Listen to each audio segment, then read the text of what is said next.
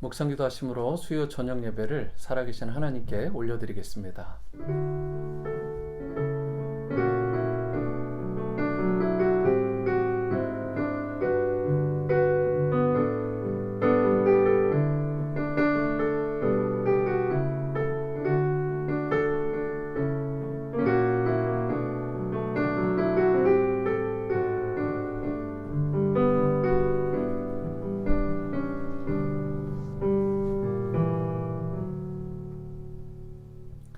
사랑과 은혜의 주님, 지난 한 주 동안도 우리를 지켜주시고 또 이렇게 수요 제단을 맞아 비록 온라인 예배지만 하나님께 또 영과 진리 가운데 예배드릴 수 있게 해주셔서 감사합니다. 우리의 마음과 또 우리 육체를 잘 정돈하고 하나님께서 기뻐 받으시는 온전한 예배로 오늘 수요 제단을 주님께 올려드리게 도와주옵소서. 말씀과 성령으로 충만하고 찬양 가운데 거하실 주님을 높일 때 예수님의 이름으로 기도드립니다. 아멘. 우리 찬송가 260장 힘차게 찬양하십니다.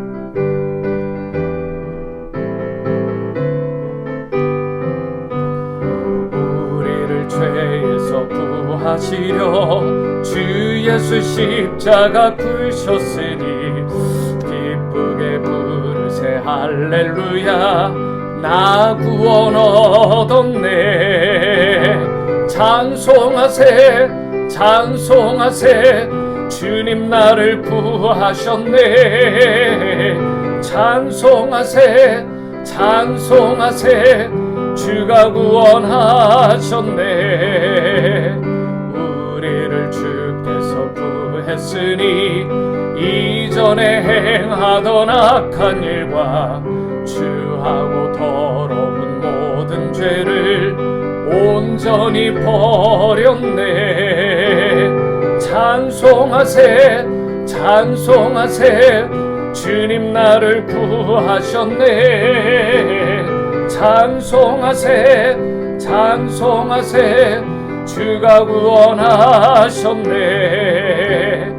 나 지금 죄에서 사함받아 거룩한 백성이 되었으니 이웃신 장막을 벗을 때도 겁날 것 없겠네. 찬송하세 찬송하세 주님 나를 구하셨네.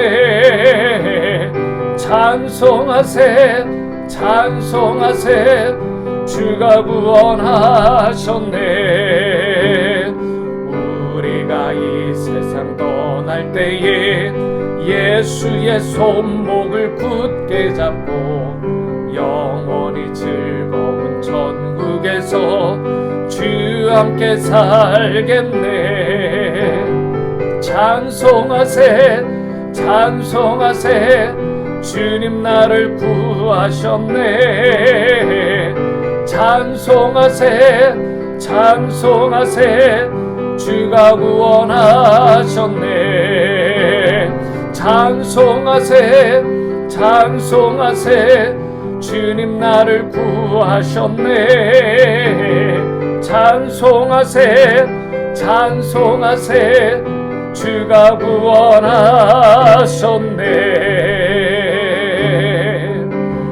예수 우리 왕이여 이곳에 오소서. 보좌로 주여 임하사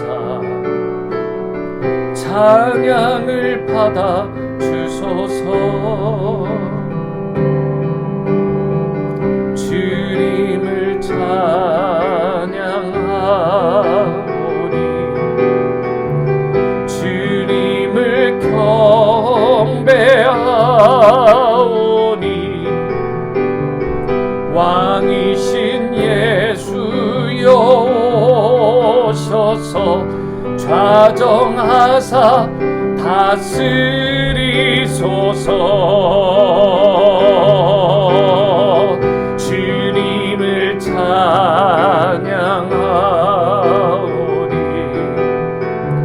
주님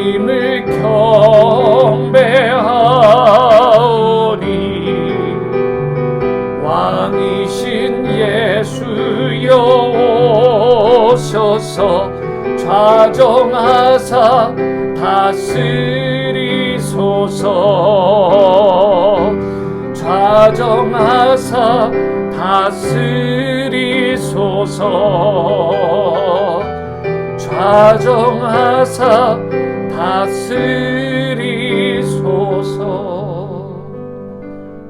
주님을 찬양합니다. 주님만 경배합니다.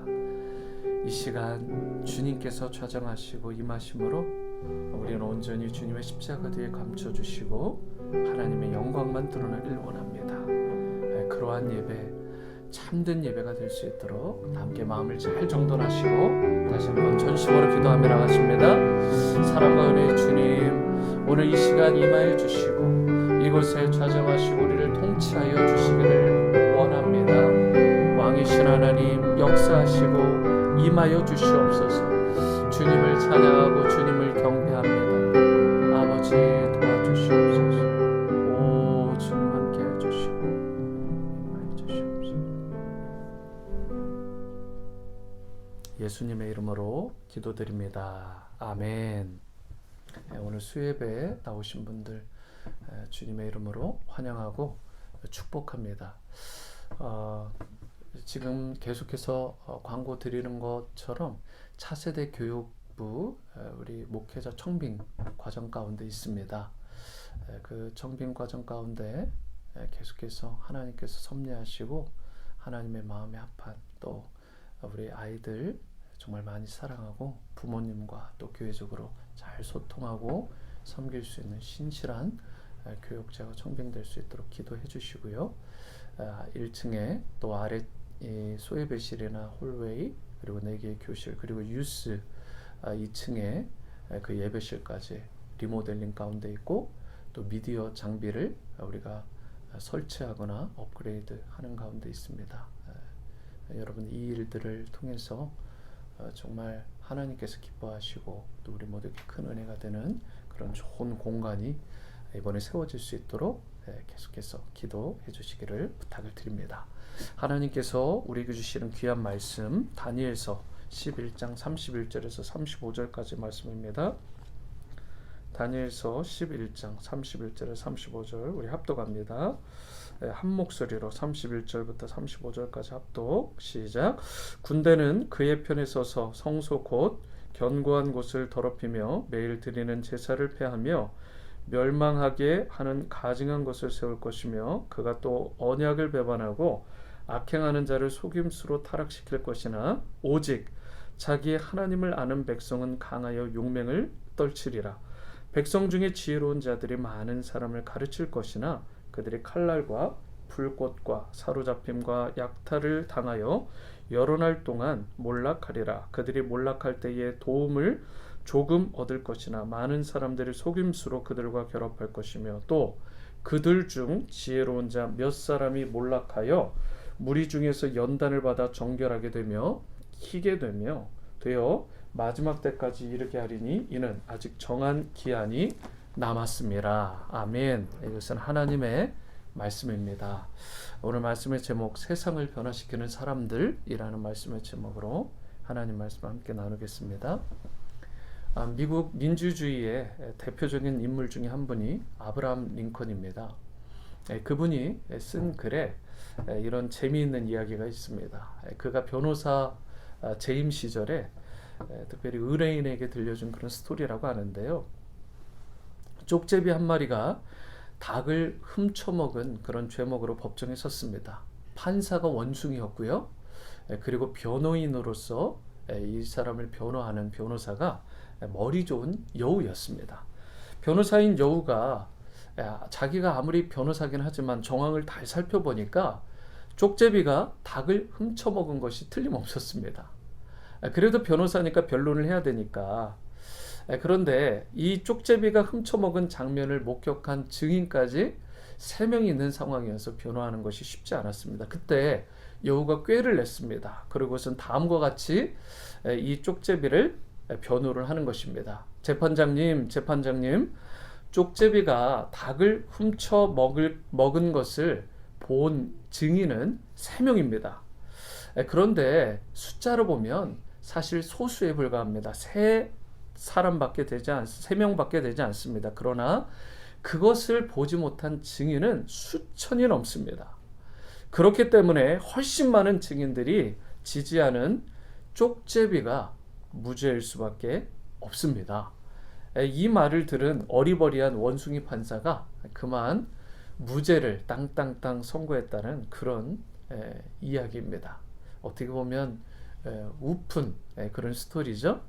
여러분, 여기에 다수결의 맹점이 있습니다.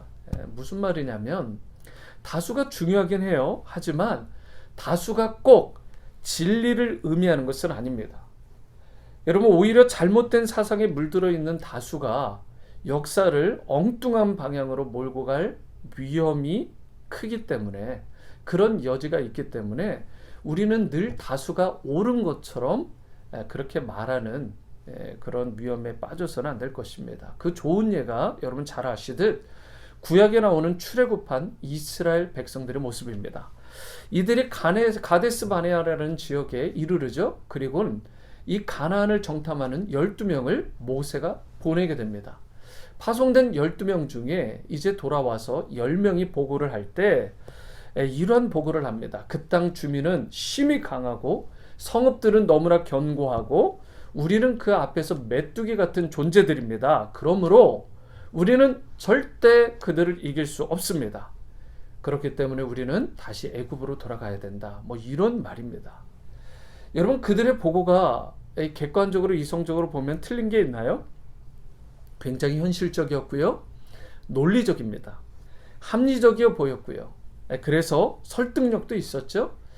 그런데 성경에서 진단하는 그들의 문제점이 하나 있습니다. 그게 뭐냐면 바로 그 부분을 보고할 때 하나님이 빠져 있었다는 것입니다. 그곳 주민들의 모습도 봤어요. 견고한 성읍도 봤습니다.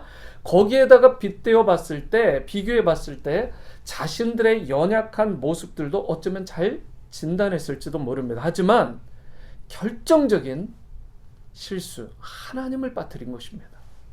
여러분, 이와 같은 정탐꾼들의 그 보고에 이스라엘 백성 대다수가 호응을 했다라는 것, 동조를 했다는 것, 이것이 이스라엘의 심각한 문제를 초래하게 됩니다.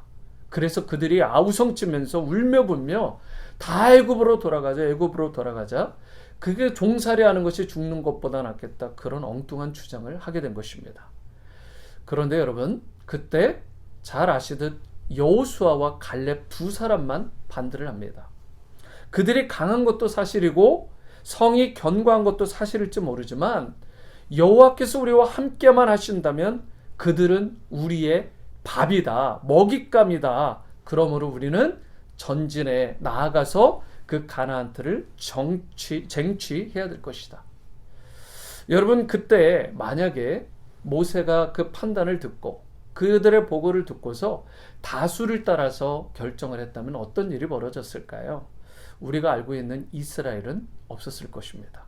그냥 일평생 그들의 히스토리는, 아니 어쩌면 그 종의 히스토리조차 없는 사라진 민족이 되고 말았을 것입니다. 그런데 비록 2명이라는 소수의 의견이긴 했지만 신앙적인 안목을 가진 사람들의 그 뜻을 받아들였을 때에 오히려 험난하다는 그 가나안 땅을 정복하게 되었고, 우리가 알고 있는 가나안 땅을 정복한 이스라엘의 새 역사가 시작된 것입니다. 그러므로 우리는 막연한 다수의 한 사람으로, 그 무리 중에 한 인생으로 그렇게 적당히 섞여서 휩쓸려 인생을 살아가기보다는 단 한 번을 살아도 바른 뜻을 정하고 올바른 하나님이 정해주신 그 목적을 향해서 나아가는 그런 소수의 사람에 포함되는 것이 더 중요하고 의미 있는 일입니다. 사실 수많은 다수가 역사를 봤을 때 하나님 나라를 세워간 게 절대 아닙니다. 그렇게 만들어갈 것처럼, 다수가 만들어갈 것처럼 보이지만 역사를 보십시오. 성경을 보십시오. 그렇지 않아요. 우리가 성경을 펼쳐보고 역사적으로 보더라도 하나님은 아주 정직한 믿음을 가지고 하나님 앞에 순전하고 그 진리의 말씀을 마음에 품고 불이 붙은 하나님의 뜻에 순종하는 그런 몇몇의 인물들을 통해서 하나님께서는 일하셨고, 그들을 통해서 세상을 변화시켜 오신 것입니다. 이런 면에서 우리가 참된 그리스도인으로 살아갈 때에 막연히 수많은 무리 중 몇 명, 한 명 이런 식으로 뜻없이 살아가는 인생이 되기보다 비록 적은 수이긴 하지만 뜻을 정해서 하나님의 부르심을 향해 그 목적을 향해 멋지게 쓰임받는 여러분들과 제가 될 수 있게 되기를 바라고, 이 일이 너무나 중요한 것인데, 그렇다면 어떻게 할 때 우리가 비록 적은 수이긴 하지만 하나님께서 기뻐하실 세상을 변화시키는 사람, 세상을 변화시키는 주체로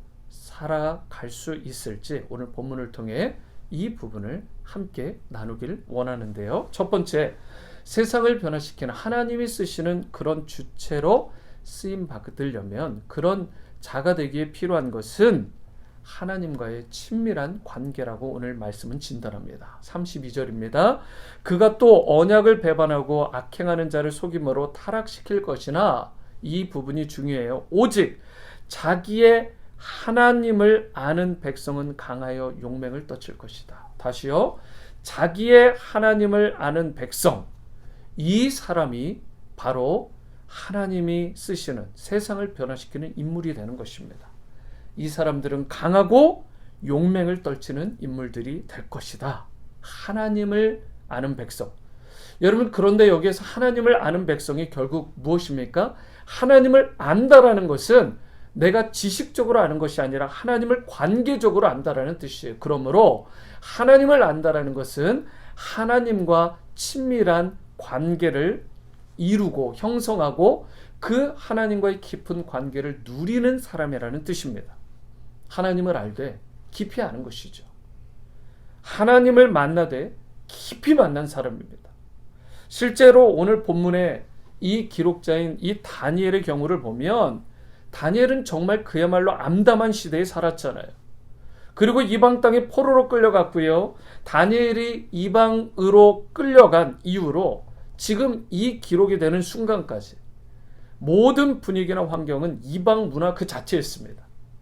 앞뒤 좌우 어디를 둘러봐도 자기의 편이 하나도 없어요. 온통 바벨론 문화, 바벨론 사람, 세속적이고 타락한 바벨론 가치관으로 가득 찬 세상에서, 그 문화 속에서 살아간 것입니다. 그런데도 불구하고 다니엘을 보세요. 얼마나 멋있습니까? 어떻게 그런 환경 속에서도 70년 동안이나 물들거나 전혀 요동하거나 흔들림 없이 신실하게 하나님을 향한 순전한 믿음을 지키며 하나님의 뜻을 충성되이 이때까지 지키며 살아갈 수 있었는지, 그 비결은 딱 하나입니다. 여러분, 바로 그에게 기도의 골방이 있었기 때문에 그래요. 여러분, 신앙이라고 하는 거예요. 이 신앙이라고 하는 것은 하루아침에 이루어지는 것이 아닙니다. 오랜 기간 동안 숙성되어져 가는 거예요. 여러분, 어떤 분들은 어떤 프로그램이나 세미나나 부흥회 같은데 잠깐 참석해서 은혜 받으면 내가 한번 크게 변화되면 그 깊은 차원의 신앙들, 하나님이 칭찬하시는 성숙한 신앙이 형성될 것이라고 오해하는 분이 있는데요. 그렇지 않습니다. 진정으로 성숙한 신앙은, 깊은 신앙은 바로 하나님을 향한 그 깊은 기도의 무릎, 기도의 골방을 통해서 오랜 시간 동안 숙성되어져 이루어지는 것입니다. 여러분에게도 그런 의미에서 그 깊은 그 기도를 할 수 있는 기도의 처소가 있어야 하는 것입니다. 하나님을 깊이 만나야 되고요. 다른 모든 것들을 다 내려놓고 오직 하나님 한 분만 바라보고 또 그분과 친밀한 관계를 가질 수 있는, 그런 사귐을 가질 수 있는 기도의 처소를 가질 때 여러분들의 영이 맑아지게 되고, 또 그때 여러분 한 분 한 분이 세상을 변화시키는 하나님이 들어쓰시는 귀한 하나님의 사람들로 쓰임받게 되는 것입니다. 여러분, 교회도 가만 보면 어느 교회나 그래요. 어디든 파괴적인 사람이 있기 마련이고 창조적인 사람이 있기 마련입니다. 이건 교회뿐만 아니라 어떤 사회 공동체도 마찬가지입니다. 그런데 여러분, 파괴적인 사람들의 특징은 무엇입니까? 마치 누룩과 같아요. 성경에 나오는 누룩. 잘 되는 곳에 가서도 괜히 분열을 일으키고 깨고 건강한 성도들의 마음을 흔들어 놓고 이간질 시켜 놓는, 여러분, 이러한 사람들이 파괴적인 사람입니다. 이런 자들이 있게 되면 어떻게 될까요? 항상 분열이 있고 상처가 있고 아픔이 있고 문제투성이인 공동체가 되고 마는 것입니다. 그런데 창조적인 사람들은 어떻죠? 이들은 축복을 만들어내는 그런 사람들입니다. 기도가 없는 곳에서 기도를 시작해요. 사랑이 메말랐다 싶으면 그곳에 들어가 사랑을 먼저 시작하고 실천하는 사람들입니다. 이런 분열과 아픔이 있는 곳에 들어가서 화평하게 하는 피스메이커의 역할로 치유와 회복을 일으키는 사람이에요. 아무도 헌신하거나 뛰어들려고 하지 않을 때 본인이 주도해서 솔선하고 사역을 만들어 좋은 열매를 만들고 또 맺게 하는 사람, 이들이 바로 창조적인 사람, 창조적인 그리스도인입니다. 데일 카네기라는 사람이 있어요. 앤드류 카네기라는 사람은 여러분 잘 아시는 강철왕입니다. 굉장한 부호였죠. 그런데 이 데일 카네기는 좋은 글을 많이 쓰신 작가고 또 강연가였습니다. 그런데 이분이 이런 참 좋은 말을 이렇게 남겼습니다. 그게 무슨 말이냐면 바람이 불지 않을 때 바람개비, 아시죠? 이렇게 돌리면 돌아가는 바람개비를 돌리는 방법이 무엇인지 아는가? 여러분은 바람도 한 점 없는 곳에 바람개비를 돌게 하는 그런 방법을 아시나요? 그런데 이 데일 카네기가 이런 말을 합니다. 그의 답변입니다. 내가 앞으로 달려가면 된다. 여러분, 내가 앞으로 달려가면 바람이 없어도 이 바람개비가 그 속도에 맞춰서 힘차게 돌아가기 시작한다라는 말씀이죠. 여러분, 바람이 불지 않을 때, 누구도 움직이지도 않고 행동하려 하지 않을 때, 일하지 않으려 할 때 불평하고 원망하기보다 내가 달려가면 되는 것입니다. 내가 시작하면 되는 거예요. 그러면 바람개비가 돌아가는 것입니다. 사랑의 바람이 불지 않을 때 여러분 사랑의 바람개비를 돌리시기 원한다면 내가 먼저 사랑하면 됩니다. 그러면 이 사랑의 바람개비가 돌아가게 되는 것이고 그리고 그 사랑의 바람개비로 인해 더 많은 사랑들이 주위로 바로 뿌려지게 되는 것입니다. 기도가 없는 곳에 내가 먼저 기도하기 시작하면 기도의 불길이 일어나게 되고 기도의 역사들이 일어나는 놀라운 기도의 바람개비의 역사가 일어나는 것이죠. 저는 여러분 한 분 한 분이 누구보다 앞장서서 먼저 달려나감으로 창조적인 축복을 만들어내는 그런 놀라운 바람개비의 통로가 될 수 있게 되기를 축복합니다. 사랑이 없는 곳에 사랑을 시작하시고 기도가 없는 곳에 기도를 시작하시고 공동체에 누구도 일할 사람이 없을 때 내가 먼저 달려가서 그 일이 되게끔 사역이 되게끔 하는 그러한 사람으로 쓰임 받을 때 저와 여러분들을 통해 은혜와 사랑과 또 사역의 바람개비가 힘차게 돌아가므로 세상을 변화시키고 그리고 세상에 주님의 은혜를 흘려보내는 그런 놀라운 하나님의 사람으로 쓰임받게 될 줄 믿습니다. 두 번째이자 마지막은 우리가 세상을 변화시키는 자로 쓰임받기 위해 필요한 것이 영적인 담대함입니다. 우리가 하나님과의 친밀한 관계를 유지하는 것도 필요하죠. 그런데 이것을 실행하고 집행할 수 있는 영적인 담대함이 우리에게 있어야 실제로 담대하게 행할 수 있는 이 실천이 있어야 우리가 세상을 변화시키는 자로 온전히 쓰임받을 수 있는 것입니다. 32절 하반절 말씀입니다. 오직 자기의 하나님을 아는 백성은 강하여 용맹을 떨칠 것이다. 즉 하나님께 속한 자, 하나님과의 관계를 맺은 사람은 강하여서 용맹을 떨치게 된다. 용기 있게 담대하게 된다는 뜻이죠. 이것을 성경은 영적 담대함이다. 이렇게 표현을 하고 있는 것이죠. 여러분, 우리가 하나님의 말씀을 듣고 깨닫는 것으로 끝나면 안 됩니다. 아무런 역사도 일어나지 않아요. 이건 잘못됐다, 저것은 옳다 라고 판단하는 것으로만 끝나는 것, 여러분 이것은 누구나 할 수 있는 수준입니다. 그러나 이것이 잘못된 것을 알았을 때, 이것이 부족한 것을 알았을 때, 이 길을 가야 되고 이 길을 행해야 된다는 것을 알았을 때 순종함으로 액션을 취하는 것까지를 오늘 성경은 영적인 담대함이다 라고 한 세트로 표현하고 있는 것이죠. 1517년 10월 31일입니다. 지금으로부터 약 503년 전 마틴 루터가 비텐베르크 대학교 그 성당문에, 이게 대학이면서 성당이에요. 여러분, 그 성당문에, 대학교 문에 95개조 반박문을 내걸면서 개혁이 시작되었습니다. 여러분, 가만 생각해 보세요. 이와 같은 개혁을 시작한다, 리포메이션을 시작한다, 이것이 결코 쉬운 일인가? 여러분, 쉬운 일이 아니었을 것입니다. 그 당시 전 세계가 로마 카톨릭의 그런 주권하에, 그런 권위 안에 있었다 해도 과언이 아닌 시기였습니다. 당시 교황청은요, 얼마나 강력한지 심지어 사람을 살리고 죽일 수 있는 그런 권한까지도 가지고 있었어요. 이러한 교황청에 대해서 반박을 한다, 반기를 든다, 아니요 라고 잘못을 지적한다는 것은 여러분, 그 당시의 분위기로는 있을 수 없는 일이었어요. 그뿐만 아니라 이 마틴 루터는 교황청에 소속된 한 명의 수도사였고 거기에 불과했고, 또 대학에서 가르치는 그런 많은 교황청에 관할하에 있던 그런 대학 아래에서 가르치는 한 명의 일개 교수에 불과했습니다. 그런데 그런 인물이 로마 카톨릭의 부패성을 지적하면서 종교 개혁을 선포한다.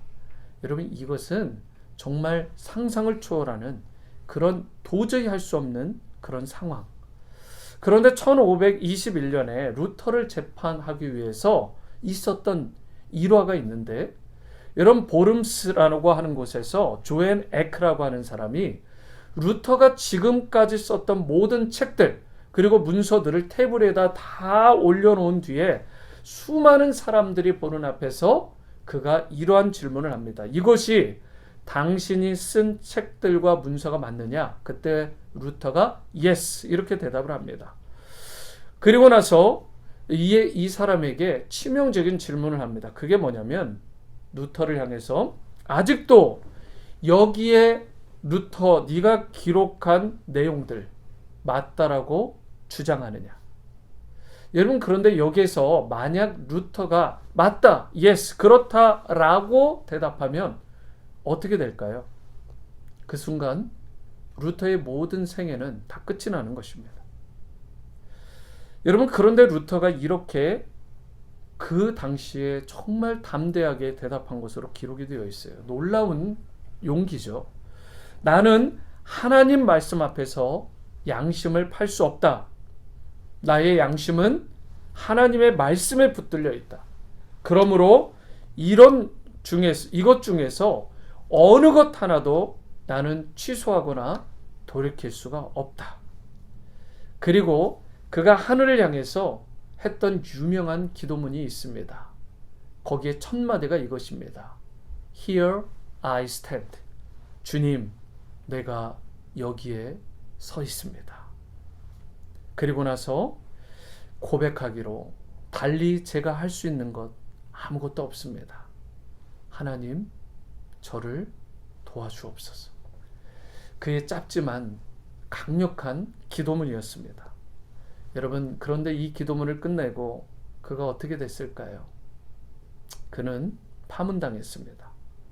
그리고 그 즉시 불법을 행한 자로 선언이 되면서, 여러분, 그에게 어떤 일이 주어졌느냐? 누구든 마틴 루터를 죽여도 괜찮다라는 그 선언이 동시에 떨어지게 된 것입니다. 마틴 루터에 대한 보호권이 다 벗겨지게 된 상황이죠. 루터는 지금까지 자신이 누렸던 명예나 부나 지위나 심지어 생명에 대한 보호권까지 순간적으로 다 날아가는 것을 알면서도 그 생명이 잃게 된 순간 가운데서도 이렇게 담대하게 선포한 것입니다. Here I stand. 주님, 제가 여기 섰습니다. 이와 같은 루터의 영적인 담대함이 오늘날의 기독교를 만든 것입니다. 우리가 지금 누리고 우리가 지금 신앙생활하는 이 기독교의 기반이 그가 이루게 된 것입니다. 지난 500년 역사 가운데 우리 기독교가 발전하기 시작하고 또 복음이 바르게 전해지고 우리 교회가 세워지기까지의 모든 과정 가운데 이와 같은 영적인 담대함을 가진 사람들의 선포가 있어 왔던 것입니다. 여러분과 제가 이러한 담대함을 본받아야 되지 않겠습니까? 사실 우리에게 이러한 담대함이 부족하잖아요. 저를 포함해서 이 세상을 살아가는 많은 그리스도인들이 굉장히 너무나 몸을 사리고 있습니다. 특별히 요즘 코로나와 같은 사태 가운데 우리를 돌아보면 더 그것이 뼈저리게 느껴지지 않습니까? 그리고 어떤 잘못된 상황에 대해서도 우리가 침묵하지 않나요?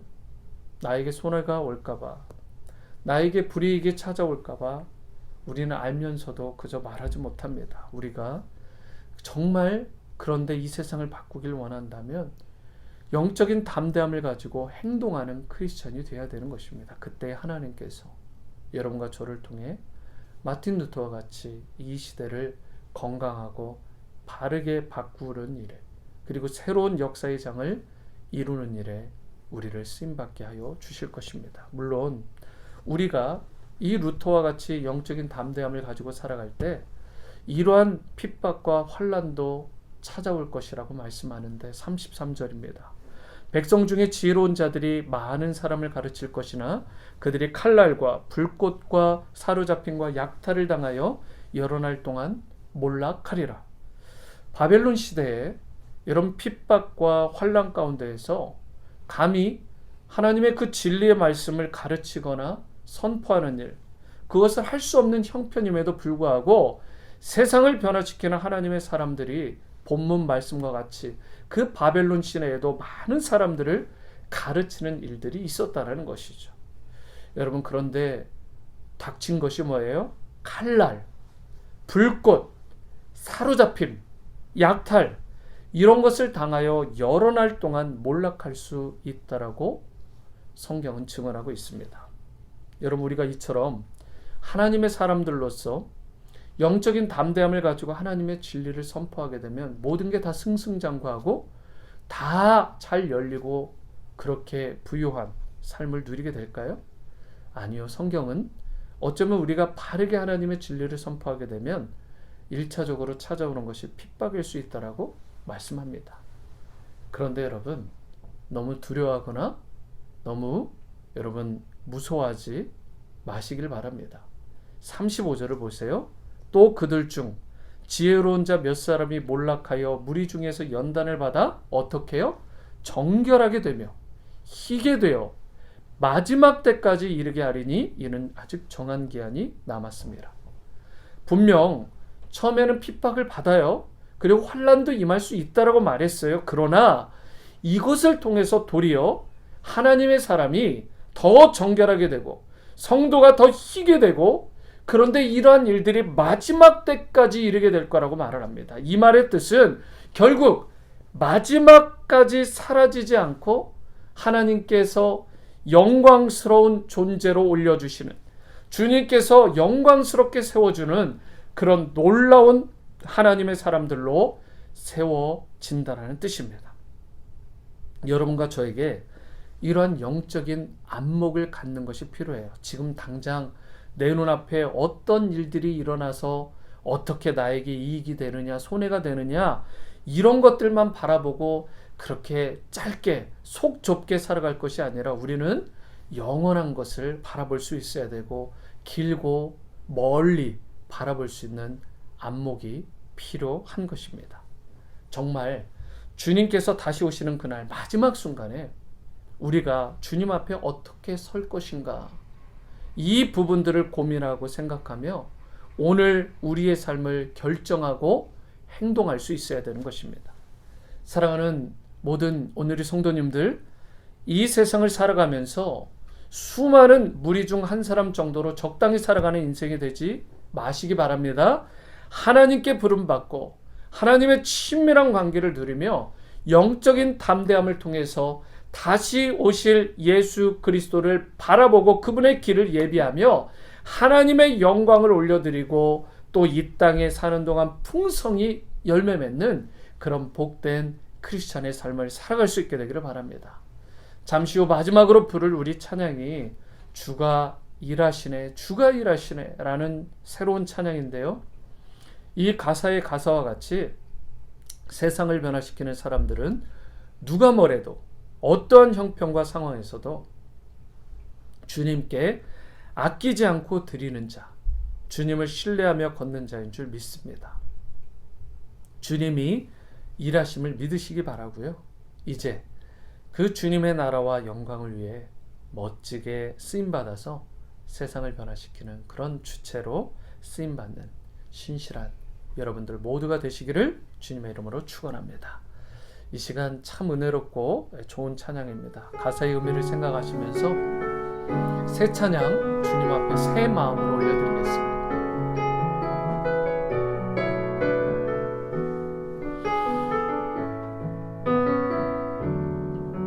날이 저물어 갈 때 빈들에서 걸을 때 그때가 하나님의 때 내 힘으로 안 될 때 빈손으로 걸을 때 내가 고백해 여호와 이래 주가 일하시네 주가 일하시네 주께 아끼지 않는 자에게 주가 일하시네 주가 일하시네 신뢰하며 걷는 자에게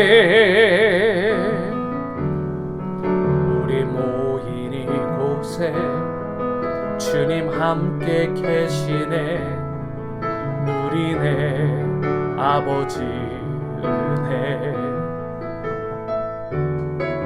적은 떡과 물고기 내 모든 걸 드릴 때 모두 고백해 여호와 이래 아멘 주가 일하시네 주가 일하시네 주께 아끼지 않는 자에게 주가 일하시네 주가 일하시네 신뢰하며 걷는 자에게 주가 일하시네 주가 일하시네 주가 일하시네 주께 아끼지 않는 자에게 주가 일하시네 주가 일하시네 신뢰하며 걷는 자에게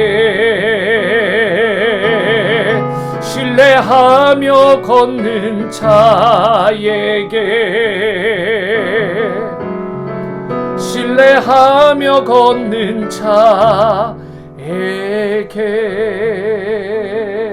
자에게 주가 일하십니다.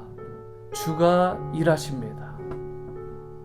주님께 아끼지 않고 드리는 자 그리고 주님을 신뢰하며 걷는 자 수많은 다수 그 군중에 휩쓸려 살아가는 그런 의미 없는 인생이 아니라 세상에 누구도 행하지 않은 누구도 순종하지 않는 누구도 용기 내어 담대하게 나아가지 않는 그때에 주님 앞에 오히려 아낌없이 자기의 생명을 드리고 시간을 드리고 내가 녹슬어 없어지기보다 달아서 없어지겠다라는 그 심정으로 삶의 모든 젊음과 호흡까지 드리는 생명까지 드리는 다니엘과 같은 자 그렇게 하나님을 끝까지 신뢰하며 걷는 그 인생 하나님이 그냥 내버려 두지 않으시고 주목하시고 그를 통해 이 시대의 놀라운 역사를 반드시 이루어 주시는 줄 믿습니다.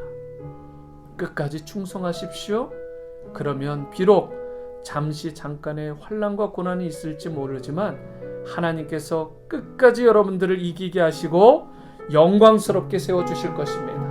이러한 놀라운 쓰임받는 인생이 되게 해달라고 다 함께 전심으로 통성으로 기도합니다. 사랑과 은혜의 주님, 주님께서 일하여 주시는데, 주님께서 우리를 위하여 바로 역사하여 주시는데, 우리가 너무나 용기 없이 정말 마음 가운데 좌절하고 또 실망하는 모습으로만 나가고 있진 않은지, 주님의 몸된 교회를 위하여 아무도 일하지 않을 때, 하나님 나라를 위하여 누구도 쓰임받지 않을 때, 성도들을 위하여 이웃을 위하여 누구도 나가지 않을 때, 주님께서 말씀하신 그 말씀에 따라 끝까지 충성하고 나의 시간을 드리고 나에게 주신 물질을 드리고 나에게 주신 젊음을 드리고 생명을 드리고 호흡을 드리며 하나님 앞에 쓰임받는 인생이 되길 원합니다. 그러기 위해 바로 다니엘처럼 기도의 골방을 통해 하나님과 친밀한 그런 관계를 유지할 수 있게 하시고,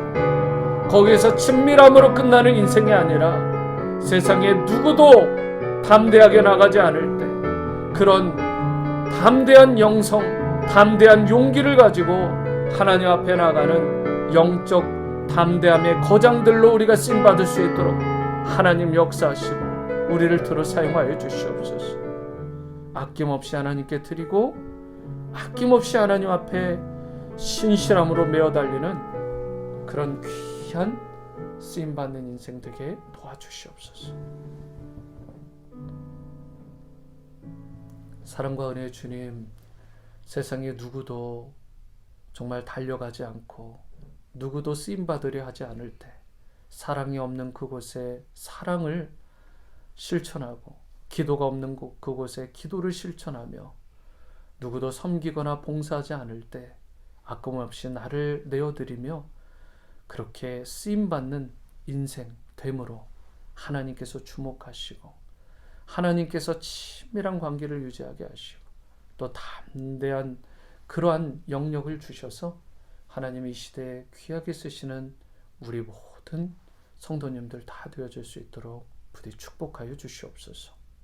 오늘 이 찬양과 같이 주가 일하시네, 주가 일하시네, 아끼지 않는 자, 또한 신뢰하며 걷는 자, 이러한 찬양에 부합하는 그런 귀한 인생으로 주님의 일하심과 역사하심을 맛보아하는 우리 모든 오늘의 성도님들 또 우리의 자녀들 다 되어지게 축복하여 주옵소서. 이제는 우리를 죽기까지 사랑하신 주 예수 그리스도의 크신 은혜와 하나님 아버지의 무한하신 사랑과 성령님의 감화감동 내주 위로 충만하심이 오늘 수예배를 통해 하나님 앞에 자신의 전심을 다 드리고 또한 삶의 모든 것을 드리기로 헌신하고 쓰임받기를 그렇게 소원하는 모든 우리 오늘이 헌신된 성도님들 그리고 저들의 가정과 우리 공동체의 이유로 영원토록 함께 하시기를 다시 오실 예수님의 이름으로 축복하며 기도드립니다. 아멘.